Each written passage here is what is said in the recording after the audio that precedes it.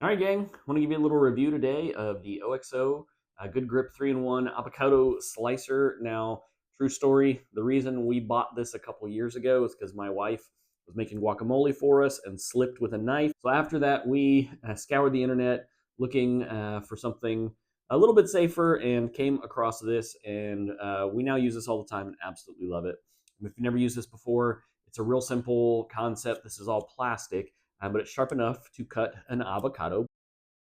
The tool in the middle here is designed. These three metal pieces will catch onto a pit as you're twisting, and then you should be able to pull it out nice and simple. And then this end is used for scooping out the avocado itself in order to make some guacamole.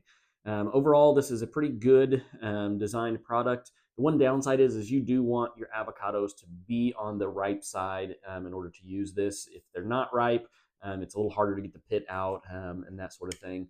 But as long as you got a good ripe avocado, this is your go-to. I'd give it a 4 out of 5 stars. Highly recommend.